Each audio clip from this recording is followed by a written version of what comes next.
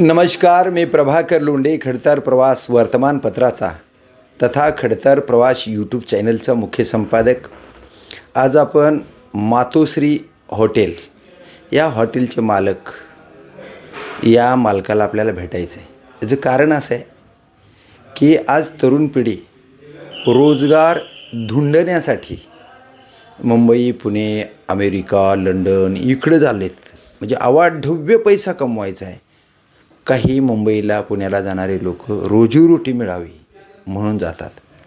पण या पिरियडमध्ये आई वडील जनावराच्या कोठात तडफडून मरतात अशी परिस्थिती मराठवाड्यामध्ये दिसून येते.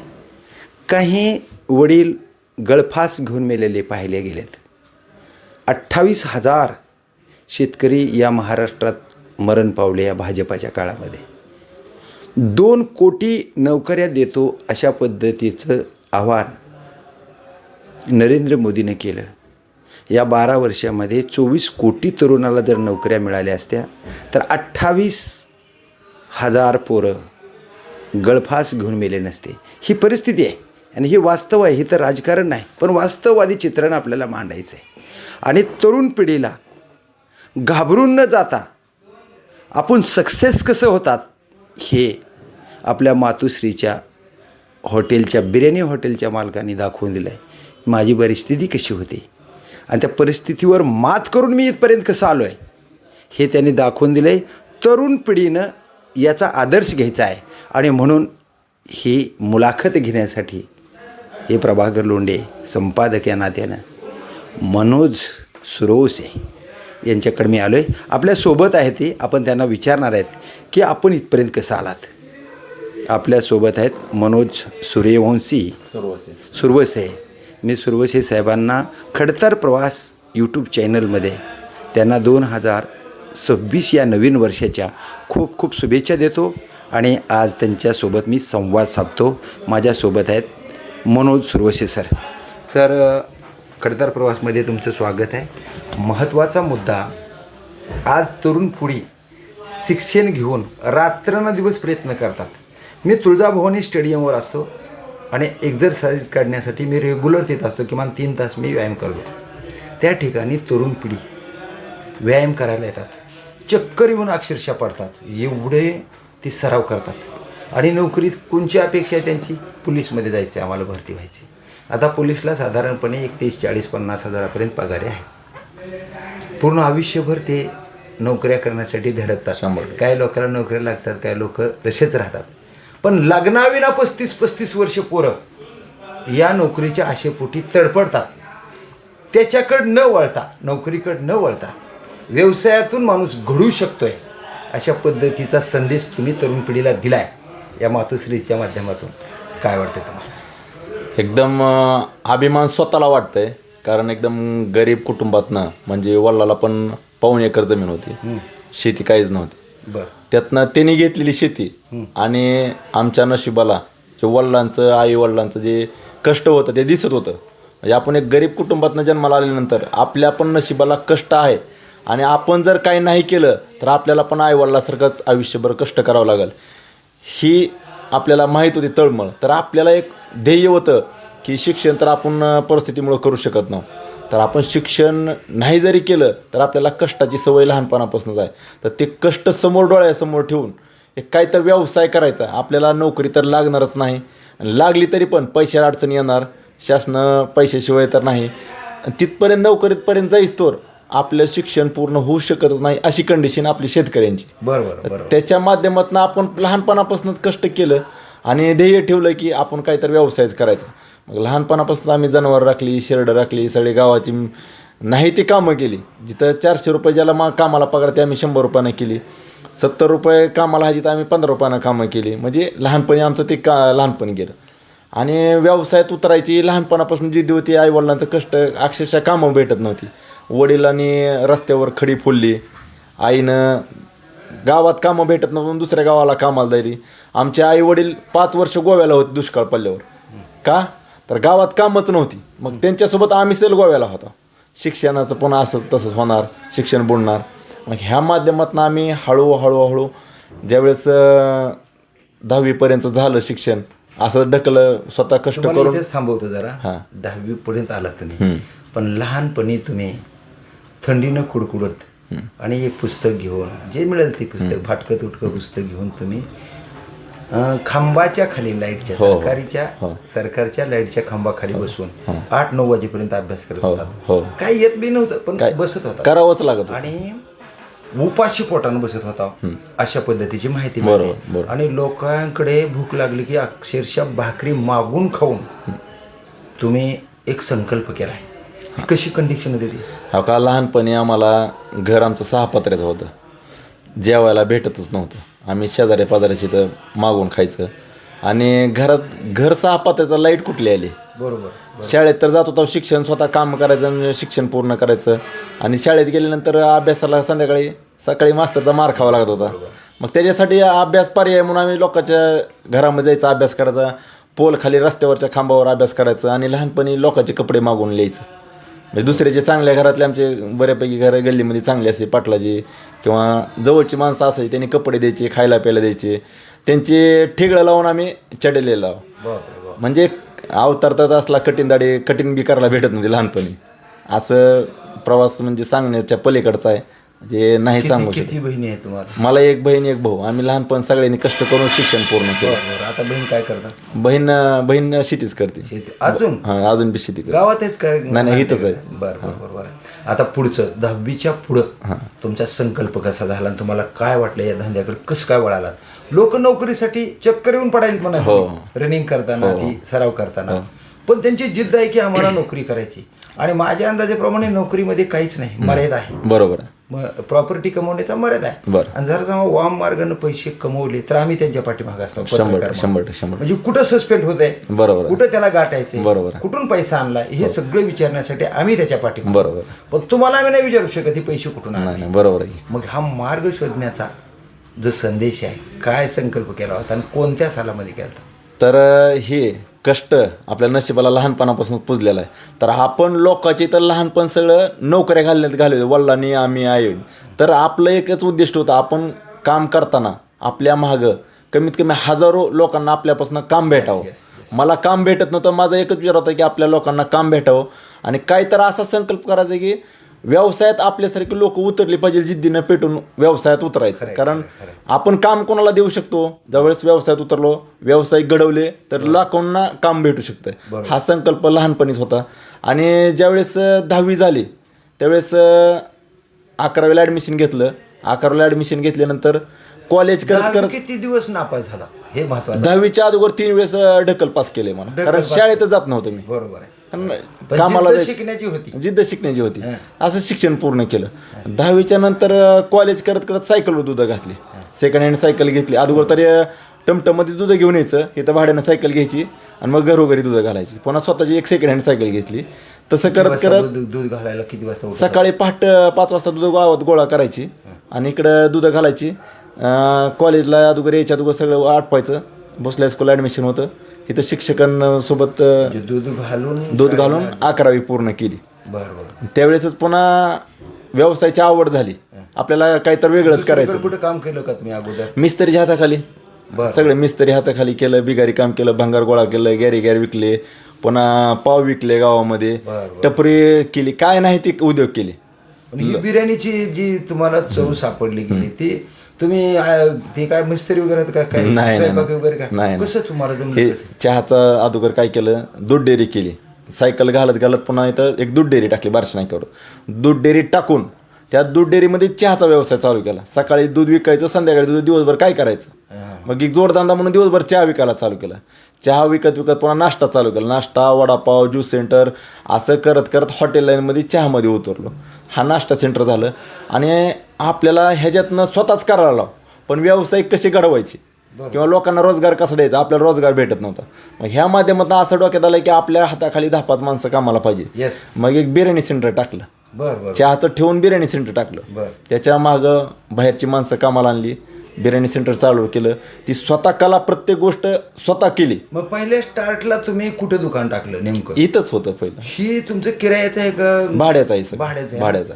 मग ही संकल्प जी व्हायला होता ना, या संकल्पनातून कितीक लोकांना तुमच्या तुम्ही मला वाटतं शर्यत काहीतरी ठेवतात हां, हां. ऐक ना हो, हो. किती एवढी बिर्याणी खाल्ली की ही गाडी त्याला देण्यात आली अशा किती गाडी दिल्या तुम्ही आता बक्षीस आपण ठेवली होती जवळपास 2-2.5 लाखाचे बक्षीस दिलेत आणि असं शर्यत लावलेले असे त्याचे 4-5 लाख रुपये बक्षीस दिलेत असे म्हणजे एक चॅलेंज असतं एवढं खाल्लं की एवढ्या मिनिटामध्ये खाल्लं की त्याला बक्षीस द्यायचं. मध्यंतरी एका मी मुलाखत पाहिली की एका महिलेला तुमच्याकडून गाडी लागली एक स्कूटी दिली एक फ्रीज दिले वॉशिंग मशीन दिले 51 4-5 बक्षीस दिली एवढ्या टायमिंग मध्ये एवढं खाल्लं की ती खाल्लं की त्यांना किती बक्षीस. वर्ष झालं तुम्हाला हे दुकान ह्या क्षेत्रामध्ये हॉटेल लाईनमध्ये 15 वर्ष झालं त्याच्या अगोदर असंच. बर तुम्ही आता हॉटेलचा बी एक मी व्हिडिओ पाहिलाय चहाचा हां ते पण तुम्ही दुसरी शाखा ओपन केली असं कळतंय कुठं केली इथं बार्शनायकरजी जाऊ किती चौकात तिथं केलं पोरं कामाला आहेत आता तिथं 7-8 जण आहेत इथं किती आहेत इथं 70 जण आहेत. अजून आमदाराने 20 पोरं कामाला लावले नाहीत कोणत्याच आमदाराने तुम्ही आज 20 ते 25 माणसं इथं जगवता म्हणजे त्यांच्या पाठीमागेतले 5-5 माणसं धरून 25-5 माणसं आणि अशा 20 ब्रँच आहेत महाराष्ट्रात 20 ब्रँच 20 ब्रँच आहेत त्या. ही 20-5 म्हणजे 25-5 माणसं एका ब्रँच मध्ये हां तर अशा 20 एका ब्रँच मध्ये 70 लोक कामाला आहेत. 70 लोक हां या ब्रँच मध्ये हे तर 70 लोक आहेत कामाला. 7-5-35 350 माणसाला तुम्ही एका ब्रँच मध्ये रोजगार देतात असे 20 जर केले गेले हां तर बघा 20 म्हणजे किती व्हायले बघा 20-60 साधारणपणे 6,000 लोक हां 6,000 व्हायलेत ना का 600 व्हायलेत 600 होते. 600 लोक आज तुम्ही रोजगार निर्मितीमध्ये त्या लोकांना मुंबई पुण्याला जाण्याचा पासून रोखलंय 100%. आणि हा संदेश समाजाला देत असताना तुम्ही काय सांगाल तरुण पिढीला मी एवढंच सांगाल बघा की कधी लाजायचं नाही माजायचं नाही कुठलंही क्षेत्र असू द्या त्यात कष्ट करायची तयारी ठेवायची जिद्दीने लढायचं आणि आपलं ध्येय मोठं ठेवायचं. मला हितपर्यंत पोचायला 15 वर्ष गेलेत आणि आता कुठे ह्या 3-4 वर्षात सक्सेस झाले पण जिद्द सोडायची नाही. 100% यश एक दिवस आपल्याला भेटणार म्हणजे भेटणार. हा प्रवास खूप बेकार आहे इथपर्यंत आलेलं लोकांना वाटतंय पण अक्षरशः माझ्या व्यवसायात खूप अडचणीत लोकांनी अक्षरशः मला मारलेला आहे म्हणजे खूप त्रास दिलेला अक्षरशः पण जिद्द हारलो नाही संयम ठेवला. व्यवसायामध्ये संयम लागतंय लोकांसोबत संपर्क चांगला लागतंय आपल्याला 100% लोक प्रोत्साहन देतात. माझा आत्तापर्यंत व्यवसायामध्ये एकही दुश्मन नाही कारण आपण सगळ्यासोबत संयमानं तोंडात गोडी आणि डोक्यावर बर्फ ठेवतो म्हणून आज महाराष्ट्रात 20 ब्रँच आहेत त्या आणि असे 20 व्यावसायिक घडून त्यांच्या हाताखाली रोज 200-300 लोक खातेत पितेत 200-400 100-200 कामाला आहे ते. हाच उद्देश आहे आपला की लाखोंना रोजगार द्यायचा आणि हजारो युवक व्यवसायात उतरवायचे. सगळ्यात महत्त्वाचा प्रश्न एक आहे ज्या गरिबीची आठवण तुम्ही ठेवली कारण डॉक्टर बाबासाहेब आंबेडकर म्हणतात की ज्यांच्या पाठीवर आपला पूर्वीचा इतिहास नाही तो नवीन इतिहास घडवू शकत नाही बरोबर आहे. तसं त्यावेळेसची आठवण आईवडिलांची आता आईवडिलांना काय वाटतंय आईवडील आहेत का? वडील ड्रिंक करत होते ड्रिंकच्या नादामध्ये आमचं घर वाया गेलं आणि वडिलांनी कधीच आम्हाला सुख लागू दिलं नाही. त्याची जाणीव आम्हाला असल्यामुळं आम्ही कधीही कुठलंही व्यसन केलं नाही आणि त्याच्यामुळं आज आम्ही इथं आहोत. आमचे सगळे मित्र क्लासमेट सगळे कामं करते शेती आहेत. वडील 2 वर्षाखाली एक्सपायर झाले ती पण ड्रिंकनंच एक्सपायर झाले. कितीही सांगितलं तर आई आहे. बरं वडिलांनी हे पाहिलंय का?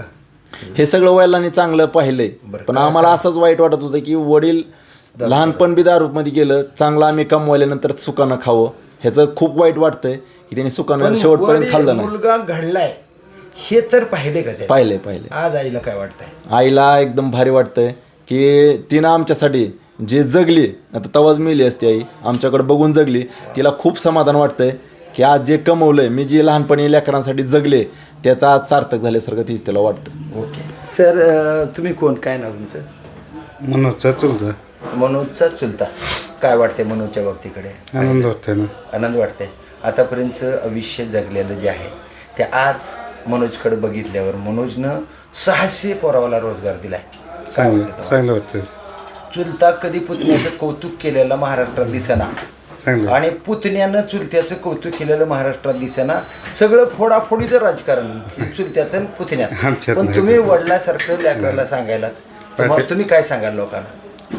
चांगलं असंच राहावा व्यवस्थित मिळून मिसळून काय नाव तुमचं? हनुमंत सुरवशे.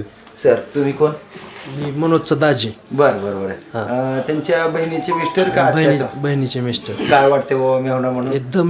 एकदम चांगलं वाटतंय की आमच्यापाशी युवक ह्यांच्यापाशी गल्लेत, फ्रँचायसी गेल्यात, 400-500 माणसं कामाला गेलेत, त्यांना काम भेटलंय आणि अजून इथून आमची अशीच भरारी, मनोजची अशीच भरारी व्हावी आणि आम्ही भरारी प्रयत्न करून, सगळे मिळून आम्ही प्रयत्न करून एवढी भरारी घेऊ आणि अजून आपले महाराष्ट्रात नाही तर देशात फ्रँचायसी, देशात उद्योजक घडवायचं हे आमचा संकल्प. मनोज म्हणजे मनोजचा असेल, माझा असेल, आमच्या सगळे फॅमिली मिळून आहे, सगळे आम्ही मिळून करतो.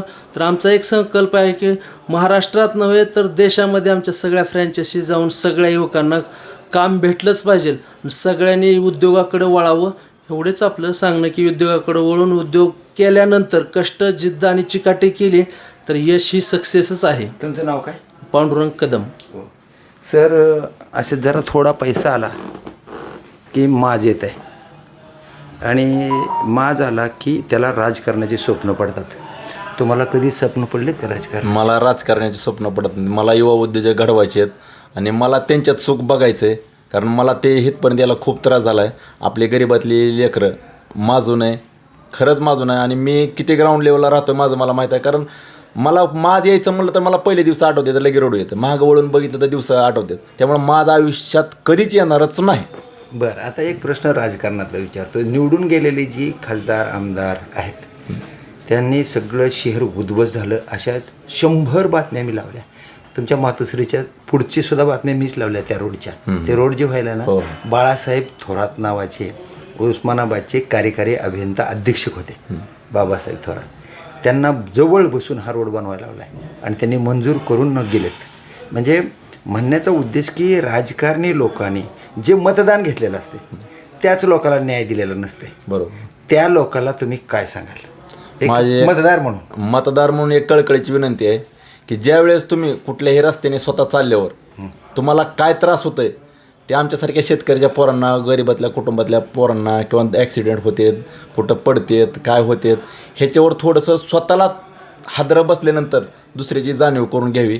आणि शासनानं तरुण म्हणून शासनानं आपल्या शहराचा विकास करावा एवढीच विनंती आहे. बरं, आता एक तरुण घडवण्याचं स्वप्न तुमच्याकडे आहे, पण एक तरुण या राजकारणी लोकांच्या निष्काळजीमुळं मागच्या वर्षी शिवरायांच्या आणि बाबासाहेबांच्या मित्राजवळ तो मरण पावला. त्याच्या आईवडिलाची कंडिशन कशी आहे आणि त्या मुलाची आठवण झाल्यावर तुम्ही या लोकांना काय सांगाल?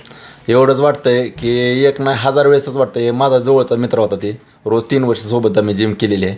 काय होतं त्याचं? ओंकार नाव होतं. ओंकार सगळ्याला माहीत आहे, आम्ही सोबत होतो ते पण माहीत आहे. वाईट खूप वाटलं, असं व्हायला नाही पाहिजे. असे खड्डेच नाही राहिलं पाहिजे. लोकांच्या लाईफमध्ये खड्डे आणल्यात, आपल्याला बी कुठं तर त्याचा त्रास होणार आहे. त्याच्यामुळं दुसऱ्याचा विचार करून राजकारण करावं, समाजाचा विचार करून. कारण समाज तुम्हाला पुढे नेणार आहे, तुम्ही समाजाला धरून चाललं पाहिजे एवढीच विनंती आहे सगळ्यांना. आता तुम्ही तरुण पिढीला काय संदेश देणार? शेवटचा प्रश्न ह्या. मला असं वाटतंय प्रत्येकानं कंडिशन किती बी गरीब असू द्या तर व्यवसायात उतरावं आणि आपल्या आईवडिलांना, आपल्या मित्रांना किंवा आपल्या समाजाला एक प्रबोधन करावं की मी काहीही करू शकतो कुठल्याही कंडिशनला. मी किती बी गरीब असला तर मी एक स्वतः उदाहरण आहे. गरिबीची जाणीव ठेवून पुढे जावं, आपल्या हातून चांगले कर्म करावे आणि एक समाजाला ज्ञान द्यावं आणि आपल्या माध्यमातून लोकांना असा आदर्श घ्यावा लोकांनी की तेवढं चांगलं काम करावं. ओके. बघा, एखाद्या तरुण होतकरू उद्योजकाकडे हे जे कल्पना आहेत ते किती मार्मिक आहेत. तरुण पिढीनं आदर्श घेण्यासारख्या या कल्पना आता तरुण पिढीनं जाणून घेणं गरजेचं आहे. आपल्या आईवडिलाची परिस्थिती, कष्टाची जाणीव आणि आपल्याकडं कष्ट करण्याची क्षमता निर्माण करावी. कारण हे जे मांस आहे ना, मांस हे एक दिवस जळणार आहे. जनावराचं मांस खाण्यासाठी उपयोगाला येतं आहे, पण माणसाचं मांस कशालाच उपयोगी येत नाही. म्हणून जिवंत असेपर्यंत जनसेवा करा. जनसेवा हेच ईश्वर सेवा आहे. मनोज सुरवशे यांनी 600 तरुणांना रोजगार दिला आहे.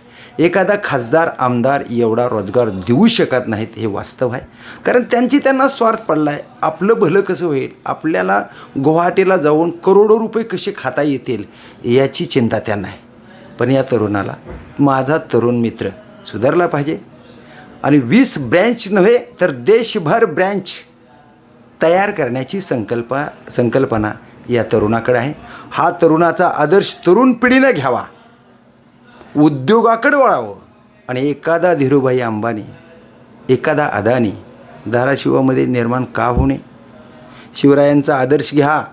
शेतकऱ्याच्या काडीला धक्का न लागता स्वराज्य स्थापन करणारे शिवराय, त्यांचे अनुकरण करणारे तरुण का घडू शकत नाहीत.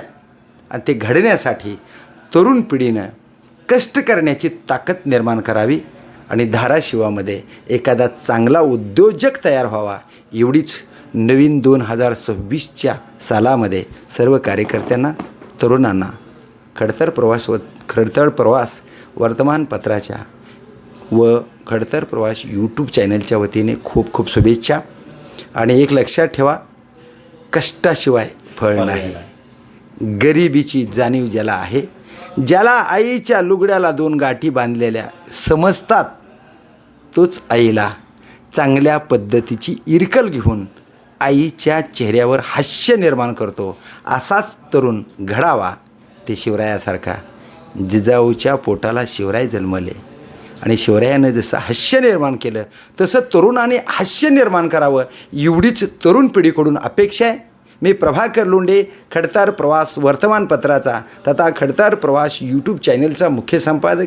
या चॅनलला सबस्क्राईब करा, शेअर करा, लाईक करा, बेल आयकॉनचे बटन दाबा, आपले विचार कमेंट बॉक्समध्ये नोंद करा आणि असेच समाजहिताचे व्हिडिओ पाहण्यासाठी खडतर प्रवास यूट्यूब चॅनल सबस्क्राईब करा.